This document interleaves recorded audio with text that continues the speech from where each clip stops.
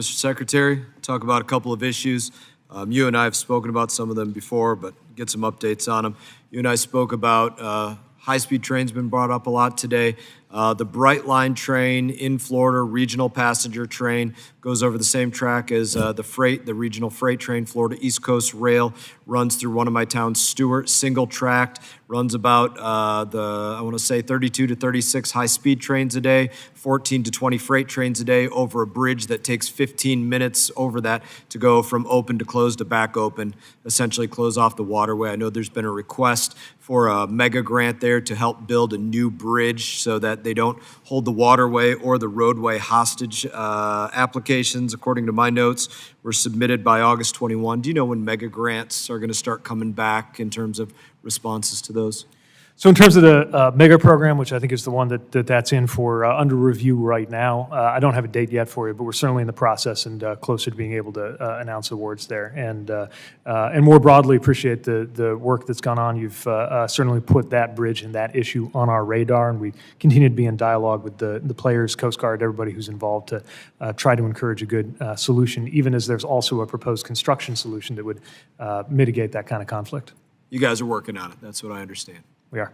Very good, thanks. Want to switch gears. Last conversation you and I spoke about in this hearing, in this hearing room, July 19, 2022, 428 days ago.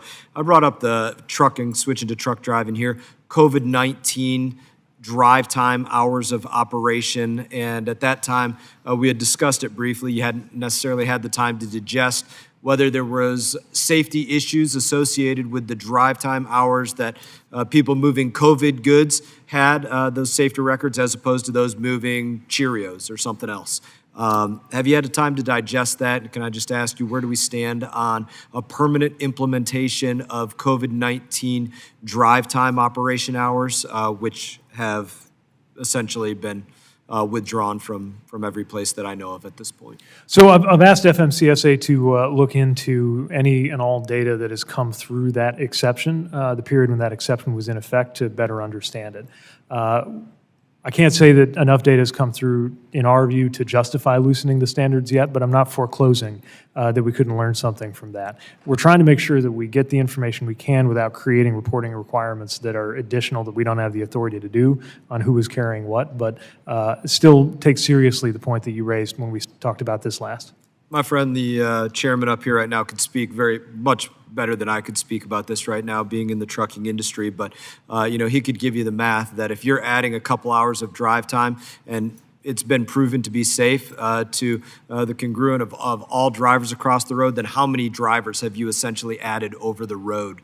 And so maybe he'll speak about it as another point, but it's a conversation that we have. It's very important to getting goods to just simply cost less for all Americans, right? We're making it more affordable to get things moved over the road, which should be something that we all share as a worthy goal. So want to stay with truck driving and want to stay with working to make things more affordable across the board. And just to ask a more pointed question, is preventing drivers that are 21 years old from moving interstate commerce, is that age discrimination? In my opinion, it is. I don't view it that way because the age requirements we have, in the same way that we have age requirements around getting a regular driver's license, are informed by safety data about the likelihood of fatalities. Now, as you know, we got a pilot. You get a driver's license at 16 or so, depending on the state you're in, right? So.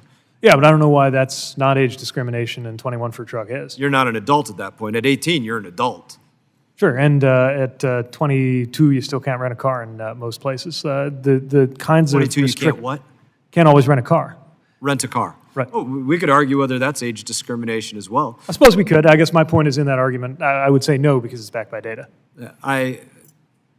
Data about safety doesn't make it not age discrimination, in my opinion, giving my opinion. So I think it's something that you really need to look at because there's people that are adults, they come out of school, they want to get into the great world of moving things over the road, of trucking, of being entrepreneurs, starting their own business or going to work for somebody else because they got a CDL, and they're literally prevented from doing so in many cases. There are some cases within states that drivers can do that. They're prevented from moving interstate commerce, which can essentially render them a moot point.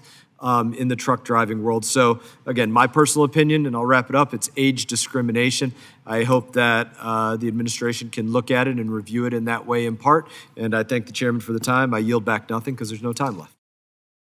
Hey everyone, thank you for watching this video. If you enjoyed the video, please click like and subscribe. I will be back on YouTube with more exclusive content, so stay tuned.